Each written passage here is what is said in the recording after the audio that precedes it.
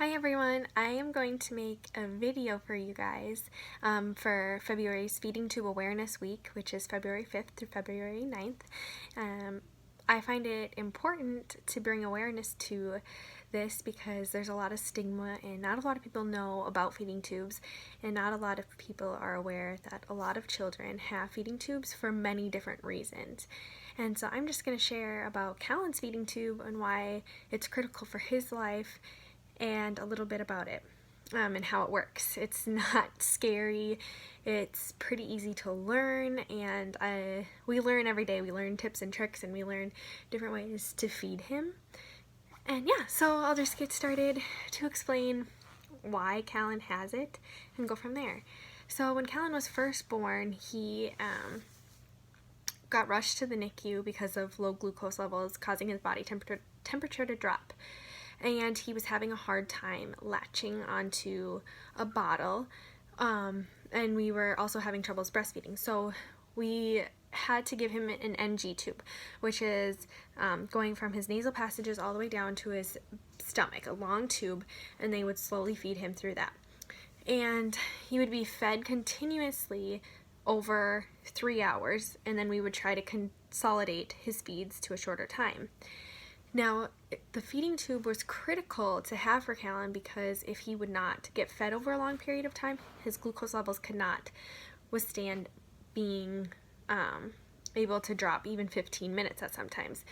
So for Callan, we decided that a G-tube was really important for his life because at that point that's all that we knew that we needed to get under control was his glucose levels, and we could go home with a feeding tube and we could take care of feeds at home through a tube and being fed over 3 hours or whatever. We are down to Callan being fed continuously over 2 hours, so he gets 115 milliliters, which is a little under 4 ounces of breast milk over 2 hours. Then he gets an hour break with nothing going into his belly, and then he's back on for another 2 hours. We are praising God because we're pretty sure that his glucose levels are resolved, but we are wanting to make sure that he is just able to tolerate his feeds, and will slowly work to increase or to consolidate his feeds over shorter periods of time. And we work with different specialties to kind of get that all under control and get the okay to do that. Another reason why it's super important that Callan has a feeding tube is because of his heart defect. So babies that have heart defects have a really hard time sucking, swallowing, and breathing. And it's really hard on their bodies, and they end up burning more calories than they are eating, and they have a really hard time gaining weight, and it puts added stress on their hearts. So that's another great reason that he has a feeding tube. It's really helped him to gain weight. As you can see, he's kind of a chunker. We're proud of it, but he is on a diet. Yes, so he's thriving, and that's partly because of a feeding tube. We give all praise to God, but we know that God uses different things, and definitely the feeding tube has been great for that. And so, we tried to get Callan to eat, so a stigma is that people didn't try to get their babies to eat. We are trying every day, and we are trying to keep the oral aversions at bay by giving Callan samples of purees and of baby yogurt and teething wafers to get him to want to eat. And our prayer is that one day he will be able to eat by mouth fully and get all of his nutrients by mouth. But as of right now, this is our life, and this is, how we are feeding him and helping him thrive and grow. And so yeah, with a feeding tube, you can still eat by mouth. Some kids just get bolus feeds a couple times a day and still eat throughout the day. But other kids get solely fed through their belly. He may or may not have his feeding tube forever. Like I just said, our hopes and prayers are that one day he will not need his feeding tube anymore. But he will have it until he can tolerate eating by mouth large enough quantities that he's still growing and gaining what he needs and getting enough nutrients. We can also, another thing is Callan, because of his heart, is on a lot of medicines, and the nice thing is we can mix it straight into his breast milk and it goes through his feeds, or we can directly import it through his feeding tube straight into his belly. He doesn't have to take icky medicine or Tylenol by mouth or different diuretics and electrolytes. They can go straight into his belly and he doesn't have to taste it. Does that mean that he can still have irritations in his belly and throw up from different medicines? Absolutely. Yes, we've dealt with that. We learn every day about little tips and tricks with the G-tube. We've fed the floor, we've fed the bed, meaning we started putting the breast milk in, and then the med port that's on the tube is open. I'll show you that in a little bit. And then breast milk goes everywhere. It's okay. We deal with it. We live and we learn. The G-tube does not hinder Callan's ability to do anything. He loves tummy time. It doesn't hurt him. We had to wait a couple weeks until he could fully be on his belly after the surgery, but he loves his belly. He goes in his little jumperoo and while he's being fed, and we just feed the tube outside and we're careful for it, but it doesn't hinder anything. He can swim. Well, he can be in a bath with it. He can be fed while he's in a bath. He's fed, around the clock, so his little superpower is that he can eat while he's sleeping, so that's pretty cool. And you don't need a nurse to take care of this feeding tube. It's very easy for everyday person to learn how to deal with the feeding tube and to put it in even and replace it. They only need to be replaced every 3 months. Or if one pops or gets pulled out, and it's not that scary. I would show you that today, but he's not due for a change, and I'm not going to change it. And tube feeding is not just for formula. You can put more than just formula into the tube. You can put breast milk in there. You can put blended foods in there. When Callan gets off of breast milk, I'm looking into if he's still needing this. There's this, it's called Nourish, and it's an organic blend of foods for pediatrics, so he could thrive off of that, and I'm really looking into that and excited that that could be an option if he's not eating by mouth by the time that he's off of breast milk. So for Callan, what he gets in his food is he gets my breast milk, which I'm really excited about. I was all for, before Callan was born, I want to breastfeed and nurse, and I want to provide the best nutrients for him. And thankfully I've had a great supply and I've been able to do that. And so Callan gets straight breast milk, and he's still getting all the antibodies that I'm producing and just great nutrients that I can provide. So that's been a great thing. We've missed out on the bonding that everyone talks about for breastfeeding, but nursing. But knowing that I could provide the best nutrients through this whole journey for Callan and help boost his immunity to different things through the breast milk and help his gut health, seeing that he's had issues with that, has been just great in itself. It's been a huge blessing, and he's thriving off of my breast milk. Because he's a heart kiddo, they try to limit the amount of fluid that he has, so they up the calories a lot of times for kiddos who are on breast milk by fortifying, meaning that he would get a half a teaspoon to 1.5 teaspoons of formula mixed in with his breast milk, just to make it considered 24 calories versus the 20 calories that breast milk is average.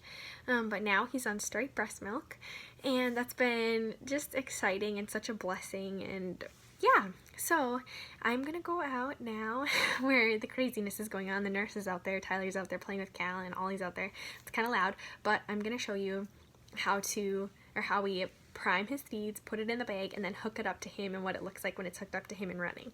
So here we go. I hope some of that made sense to you guys. So here we go.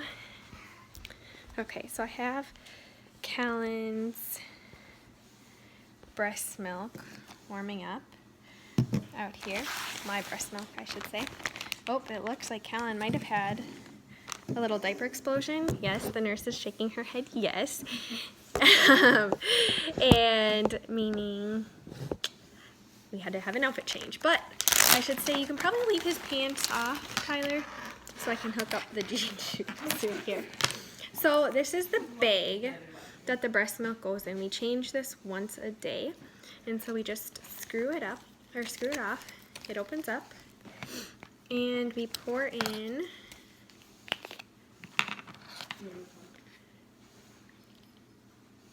the breast milk. Oops, sorry, it's hard to see.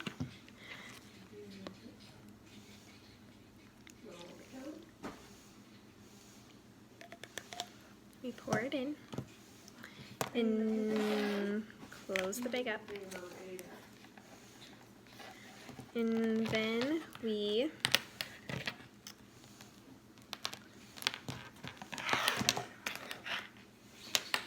Hey Amy, will you grab me the feeding pump actually? Absolutely. Thank you. So she's going to grab me the feeding pump and I'm going to show you how we prime the tubing. So there's this tubing, it's kind of a mess, that we prime, which means we fill the whole tube with the breast milk so no air gets into Callan's belly. And so here's the lovely, annoying feeding pump. It beeps so loud, you'll get to hear that right now. Oops, if I can turn it on. There we go. So then we put it on the pump.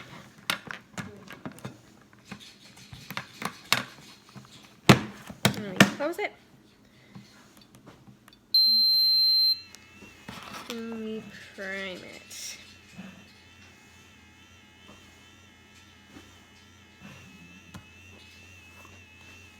And I'm going to have to fumble it around here because it will start to... I'm going to prime it back into this bag because there's a little breast milk left in the tubing of it. And so I just hold this and I have to prime the whole tubing. It can be done a little faster, but this is kind of essentially one of the easiest ways to do it. So then this tube hooks onto an extension that hooks into Callan's his G tube, which is called a Mini 1. And I will show you that once I get this all primed and ready to go. So bear with me for a second here. So Callan gets fed, sliding is so awful, at 8 in the morning, then 11, 2, 5, 8, 11, around the clock like that. Kind of just as if a baby would, as if they were eating every 3 hours. Typically a baby at 6 months old probably would not be eating this often and they'd be doing some solids and working on purees. But with Callan, we've just had to take it slow and we're working on it and just ultimately trying to help him get over some oral aversions and come to like food in his mouth on his own terms. We are going to be having OT out here soon to help us with that too, so we're excited to watch him progress in that area. So I'm almost done, and I actually took the extension off of Callan just to show you how that hooks up to this feeding tube and then how to put it on him directly. And so I'll show you that right now. Typically we leave the extension, which I'll show you. This is the extension. This part goes and connects on or inside the tube that's in his belly. And then this is primed with breast milk already. It's kind of hard to see, but breast milk is in this tube. And then this is called a med port, so you can push meds directly into here. This is the clamp to hold the food in. So when he's not being fed, we can keep this on and we clamp this so food isn't coming out of his feed. So now I'm gonna open this up.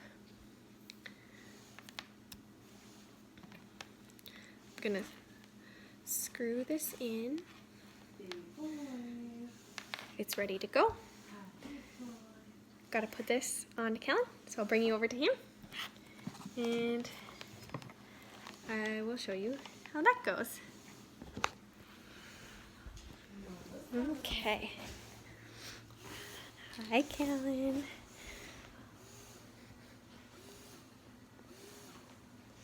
Oops, I have to figure out how to switch this. Flip this around. How do you... Okay, well, I can't figure out how to switch it. So, here's Callan. Hi, baby. And so here is his belly. And this is his G-tube. It's a mini one, so it's pretty small. You can see my finger. It's small. It's pretty flush with his belly. You can't really tell. And then this right here is a flexi trap, which it just holds the tube into place so he can't pull it out, or eliminates him from pulling it out. So what I'm gonna do, oh, there's the feeding pump.